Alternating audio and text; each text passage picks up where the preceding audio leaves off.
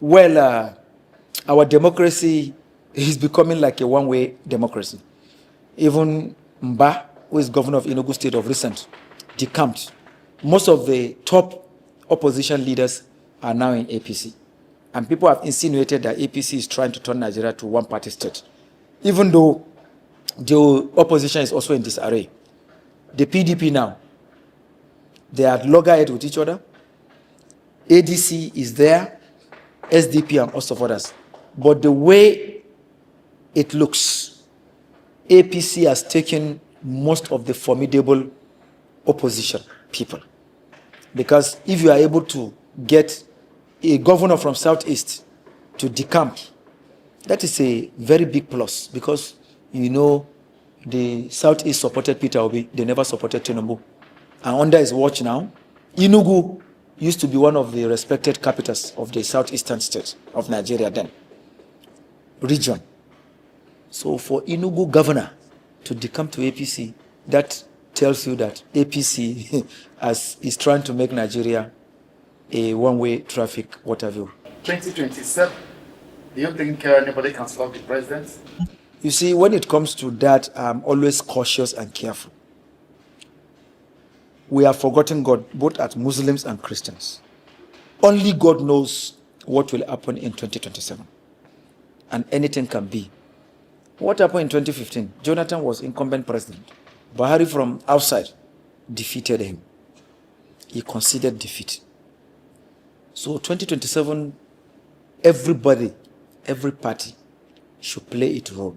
That is why I always implore the masses to go and register for their voters card.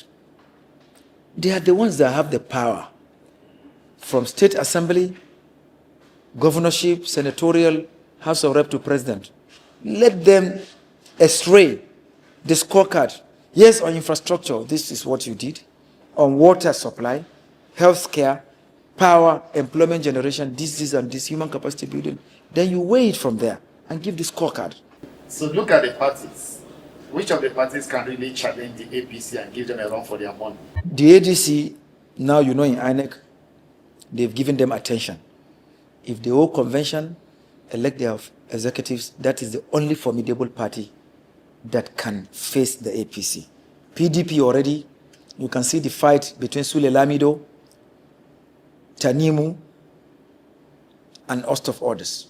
Damago and host of others. So ADC remains the only major opposition party that can face the APC. Because if APC has the money, has the people, has what they can give. But, you know, things can change. In Nigeria, democracy has become a game of chess, and one party seems to be moving all the pieces. For nearly a decade, the All Progressives Congress, known as APC, has stood at the center of Africa's most populous nation's political landscape. Since they stepped into power in 2015, waves of economic challenges, corruption scandals, and growing public disillusionment have significantly surfaced during the party's time of reign. Yet they still sit comfortably as the nation's governing party. While we look ahead to another crucial election in 2027, murmurs are growing louder that the APC is not just preparing to compete, it is preparing to dominate by any means necessary. Across Nigeria's 36 states, a quiet political war is unfolding. Opposition parties that once were hopeful alternatives to the ruling elite appear to be disintegrating from within. News of leadership crises, court rulings, and sudden defections have become alarmingly frequent. Many political enthusiasts suspect that this is not a coincidence.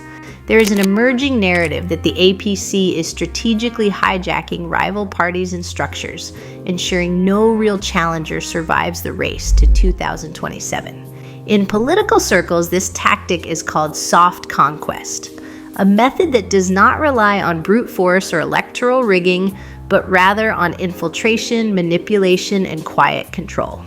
The question many Nigerians are now asking is simple. Has the ruling party found a way to win future elections long before ballots are even printed?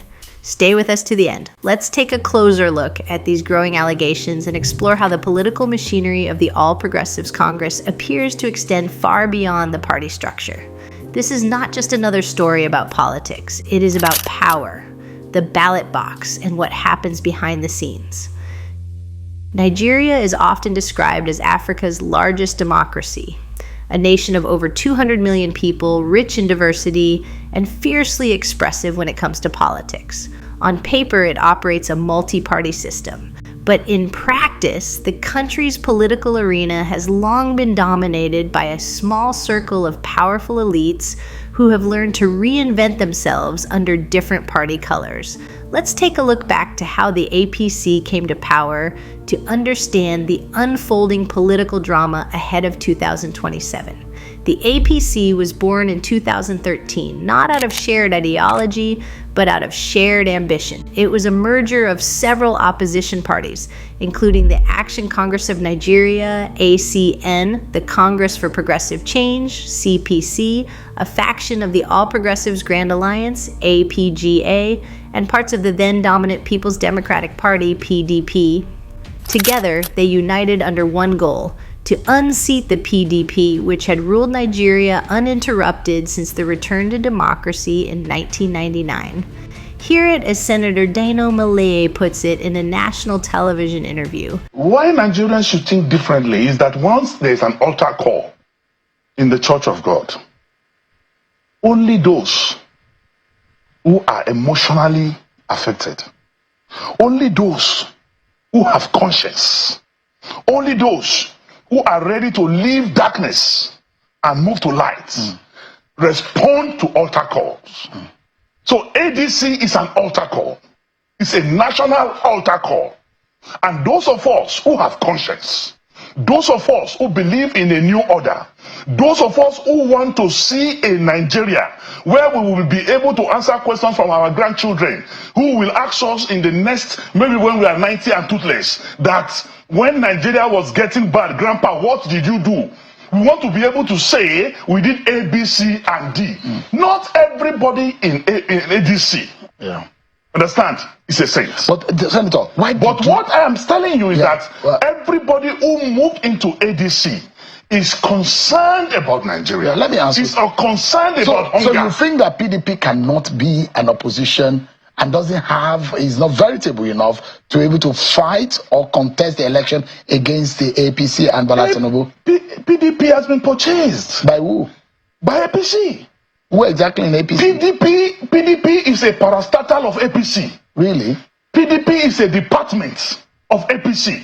In fact, they take dates for neck meetings and dates for when to have NWC from the villa.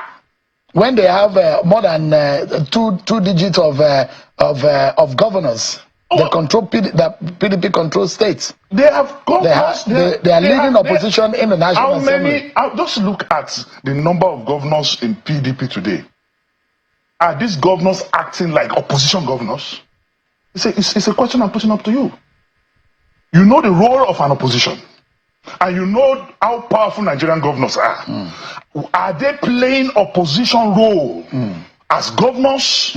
And those who are remaining in PDP are holding forth for APC. PDP is saying that they will fight and rebuild the party. The likes of Professor Jerry Ghana, the likes of Babangida Aliyu, the likes of Bukola Saraki, the likes of with due respect, Seyi Makinde, all of them. With due respect to my uncle Babangida Aliyu, you heard him just 2 days ago saying that on Arise, he said, if we can tolerate Buhari for 8 years, then we should tolerate Tinubu for another 4 years. Is that the voice of an opposition person? Is that a statement coming from somebody who is not a member of APC? So what I'm telling you in essence is that we live in precarious times. We live in times of vicissitude and vacillation. We live in times when the devil determines the next menu for his children. And what we are seeing, if not abated, my brother, there will be Bengay in this country. Their strategy worked. In 2015, the APC swept to victory, ending the PDP's 16-year reign. It was celebrated as a triumph for democracy, a proof that power could change hands peacefully in Africa's most populous nation. Yet beneath the celebration was a familiar truth. Nigeria's politics has never truly been about ideology. This section is about individuals, influence, and survival.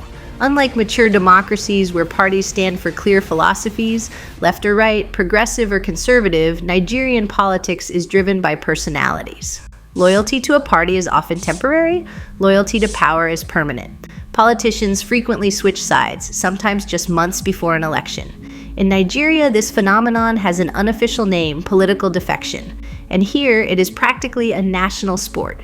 Today, new challengers like the Labour Party and the New Nigeria People's Party have emerged, fueled by frustration with the status quo. There is one crucial truth that lies at the heart of Nigeria's political machinery. Elections are not just won at the ballot box, but it happens through the control of party structures, the invisible network of ward chairmen, local delegates, and state officials who determine who gets nominated, funded, and favored. In Nigeria's democracy, power doesn't just flow from the people, it flows from those who control the structures beneath them. In Nigeria's politics, the term hijacking doesn't involve masked men or midnight raids.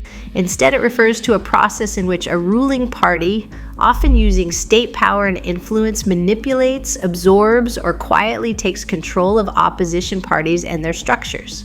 It's politics without open warfare, but with the same result: one dominant force controlling the entire field.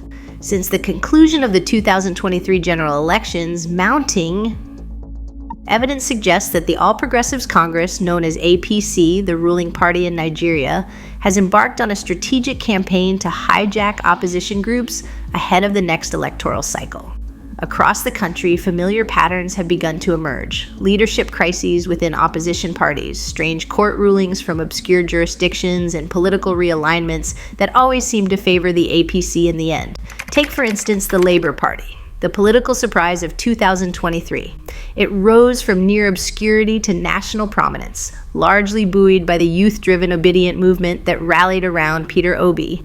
Yet barely months after the elections, the Labour Party was engulfed in a bitter leadership crisis. Two factions emerged, each claiming legitimacy. The courts, instead of offering clarity, deepened the confusion by issuing conflicting rulings, some of which conveniently recognized individuals accused by party loyalists of colluding with pro-government interests. Many observers found the timing suspicious. The Labour Party, which had galvanized millions of disenchanted Nigerians, suddenly found itself battling for survival from within rather than building for 2027. A similar drama happened in the New Nigeria People's Party, known as NNPP, led by former Kano governor Rabiu Musa Kwankwaso. Once seen as a rising alternative in northern Nigeria, the NNPP soon splintered into rival factions. Publicly, the rift was blamed on internal disagreements, but political analysts and insiders whispered of outside influence. Some allege that certain factions received quiet support from figures aligned with the All Progressives Congress, APC, seeking to dilute Kwankwaso's influence ahead of the next polls. Again, the courts and the Independent National Electoral Commission, INEC, became central players, with recognition battles determining who controls party structures and resources. The pattern is hard to ignore. Whenever a party begins to show strength or the potential to challenge APC dominance, internal conflicts seem to erupt, often followed by legal disputes that curiously tilt in favor of factions friendly to APC. Critics describe it as lawfare, the strategic use of legal instruments and institutions to achieve political outcomes. As one Nigerian political analyst put it, this is not competition. It is a quiet conquest. The APC is not just fighting for votes, it is fighting for the machinery that produces them. What makes this all the more striking is how deliberate it appears. The hijackings are not random political skirmishes. They follow a methodical pattern: infiltrate, destabilize, and dominate. It is not chaos, but calculation. And for Nigeria's fragile democracy, that distinction makes all the difference. To understand the growing influence of the All Progressives Congress over Nigeria's political landscape, one must look beyond public rallies and campaign slogans. The real strategy happens behind closed doors. It's in courtrooms, state houses, and local party meetings, where loyalty is traded like currency and opposition parties slowly disintegrate from within. Political analysts describe APC's blueprint as a three-step process: infiltration, co-optation, and collapse. It is a playbook that has proven effective and largely untraceable because it operates under the guise of democracy itself. First, infiltration. the quiet insertion of loyal operatives and sympathetic actors into rival parties. These are often senior members or financiers of the opposition who are strategically courted by the ruling party. The tools of persuasion may be different: financial inducement, political appointments, or even the threat of investigation. In Nigeria, where political survival is often tied to access to government contracts and protection from anti-graft agencies, these incentives carry immense weight. A former opposition senator once remarked off record, "Every politician has a price, some in cash, others in safety." Through this system, APC does not necessarily need to destroy rival parties outright. It simply places enough loyal agents inside them to influence key decisions, party congresses, court cases, or candidate nominations. The result is confusion, disunity, and paralysis. Once infiltration sets the stage, cooptation follows. These high-profile defections serve two purposes. They expand a PC's reach while simultaneously demoralizing whatever remains of the opposition. In recent years, Nigerians have witnessed a steady stream of governors, senators, and former PDP chieftains crossing over to the ruling party, often with little or no ideological justification. Each defection is celebrated in Abuja with elaborate ceremonies, televised handshakes, and declarations of unity for progress. To the casual observer, it appears to be democracy in action, politicians freely changing allegiance. But to many Nigerians, it feels more like a political vacuum cleaner, sucking away every credible alternative voice until only one dominant force remains. The final act in this political playbook is the collapse from within. Once rival parties are infiltrated and their leaders compromised, internal chaos erupts. Sometimes spontaneously, party factions begin to fight over leadership. Courts deliver conflicting judgments. 2 or even 3 individuals claim to be the legitimate chairman. INEC, the National Electoral Commission, then steps in to recognize one faction, almost always the one least. In states like Rivers, Kano, and Edo, similar dramas have played out. In Rivers, for instance, power struggles within the People's Democratic Party, PDP, and later the All Progressives Congress, APC, itself created a vacuum that conveniently favored the central government's agenda. Observers say it's not a coincidence, it's a calculated destabilization if you are careful enough to observe. Meanwhile, at the local level, the All Progressives Congress continues to expand quietly, embedding its loyalists within councils, traditional institutions, and community leadership. These grassroots networks become decisive during elections, ensuring the ruling party controls not just the ballot boxes, but the narratives around them. Everywhere you look, the ruling party's fingerprints seem to appear, not always directly, but unmistakably. From the outside, it's a masterclass in political strategy, but inside Nigeria, many see it differently, as democracy's slow erosion, hidden behind the language of loyalty and progress. In recent years, opposition figures and movements have increasingly accused the All Progressives Congress of using state institutions as political weapons. Agencies such as the Economic and Financial Crimes Commission, EFCC, the Department of State Services, DSS, and even the judiciary have come under scrutiny for what appears to be selective enforcement. Critics point to a pattern. Outspoken opposition leaders are suddenly invited for questioning, their accounts frozen, or their allies arrested, often on the eve of critical political events. Then there is the media that was once considered a fierce guardian of Nigerian democracy. Today, many leading outlets have been either bought, bullied, or co-opted into the ruling party's orbit. Government-friendly headlines dominate primetime news, while opposition figures struggle to get airtime without being framed as troublemakers. Social media has also been used for online campaigns and in digital spaces with propaganda, disinformation, and smear attacks targeting anyone who dares to challenge the political agenda. The most visible casualty of this political suffocation has been the Labour Party's Obedient movement. This was a youth-driven, reform-minded wave that shocked Nigeria's establishment in 2023. Everyone thought of a generational awakening. Unfortunately, it was bogged down by legal battles and internal division. According to Transparency International's 2024 report on democratic governance, warns that Nigeria risks sliding into a de facto one-party state if institutions remain captured by political interests. The tragedy is not that democracy in Nigeria has been openly destroyed. It is that it is being quietly suffocated under the weight of manipulation and fear. And the silence that follows may be the loudest warning of all. So the question remains, is Nigeria quietly transforming from a democracy into a one-party state? The elections will go on, the ballots will be counted, but will the people's choice still matter? In a nation this large, this vibrant, and this vital to Africa's democratic identity, that question should trouble us all. But Nigerians, the voters, argue that our votes don't count. What do you say? That's why the politicians or the leaders behave the way they do. That's the narrative in some quarters, that if our votes count, our leaders will be behaving the way they are doing. Well, with what Nigerians have faced now, I think our votes will count. They might say, even though it remains allegation, it didn't count previously, but I want to tell you in 2027, it is going to count because a lot of enlightenments are ongoing. Our votes will count. I know the fearless response I used to get, even from the north, southeast, and other parts of the country. You see, sometimes when tsunami will happen, you wouldn't know. People will be having their free day, having it in their favor. But you know, God does anything possible. By 2027, the God we worship, both Muslim and Christians, will intervene. And you see, even in INEC, the chairman, federal commissioners, resident electoral commissioners, returning officers. My advice is that Nigerians, let's not mortgage our future.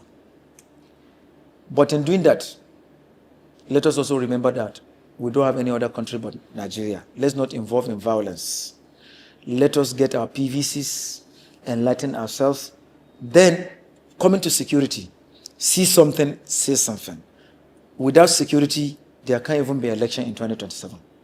So for areas where there is insecurity, there are many tribes living in Borno. Igbos are there, Ishekiri are there, Ibibio, Nupe, other things. So if there is insecurity there as it stands in some parts, it affects all of them. Same thing in Zamfara, Katsina, Niger, Kwara, and so forth. So let us come together, join hands, but let's fight impunity, let's fight bad governance, let's come together, let's drop religion.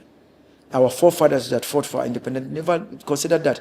Akintola was a Christian, Ahmadu Bello was a Muslim. They formed alliance. Azikiwe and others. Azikiwe was born in Zungeru, a Muslim-dominated area, and Odumego Ojukwu himself, and a host of others. So unity is what we need. So let us try at intervals to ask our leaders, what achievements have you made? That way, we can get it right in 2027. Meanwhile, the Independent National Electoral Commission, INEC, continues to struggle with a crisis of trust following the controversial 2023 elections. Technical failures, inconsistent results transmission, and perceived bias left many Nigerians questioning whether the commission can truly serve as an impartial referee in 2027. Without significant reforms or visible transparency, INEC risks entering the next election cycle with diminished credibility. Among Nigeria's youth, who make up the majority of voters, a deep sense of frustration lingers. We voted for change, but change never came. Yet beneath the cynicism, a new form of activism is stirring online. Independent journalists, digital influencers, and civic groups are beginning to challenge narratives, mobilizing awareness outside traditional political spaces.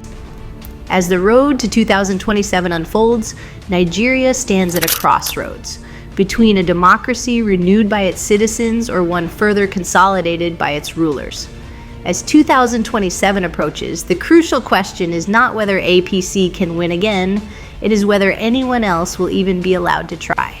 For a nation that once symbolized democratic hope across Africa, this is a sobering reflection. In the end, the choice belongs to Nigerians. Will democracy remain a contest of ideas or become a coronation of the powerful? Stay informed. Stay questioning. The future of Nigeria's democracy depends on how much light is shed on its shadows.